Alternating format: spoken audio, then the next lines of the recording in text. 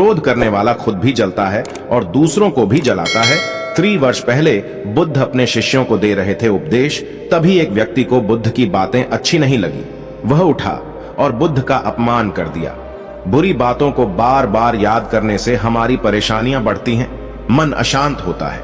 इसीलिए दुख देने वाली बातों को भूलकर आगे बढ़ना चाहिए। इस संबंध में गौतम बुद्ध का एक प्रसंग प्रचलित है। गौतम बुद्ध अलग अलग क्षेत्रों में भ्रमण करते और अपने शिष्यों को उपदेश देते थे। एक गांव में वे उपदेश दे रहे थे।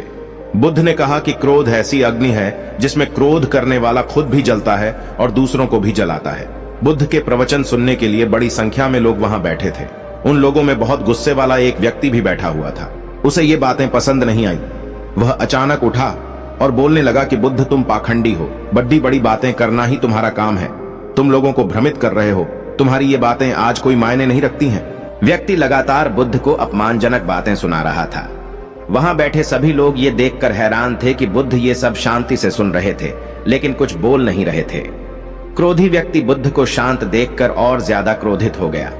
वह बुद्ध के पास गया और उनके मुंह पर थूककर वहां से चला गया। घर पहुंचकर क्रोधी व्यक्ति का मन शांत हुआ तो उसे अपने किए पर बहुत पछतावा हुआ। वह बुद्ध से क्षमा मांगने पहुंचा, लेकिन उस गांव से बुद्ध पड़ोस के गांव के लिए निकल चुके थे। वह व्यक्ति बुद्ध को खोजते हुए दूसरे गांव में पहुंच गया। वहां व्यक्ति को जैसे ही बुद्ध दिखाई दिए, वह उनके चरणों में गिर गया और क्षमा मांगने लगा। बुद्ध ने उस व्यक्ति से पूछा, तुम कौन हो और क्षमा क्यों मांग रहे हो?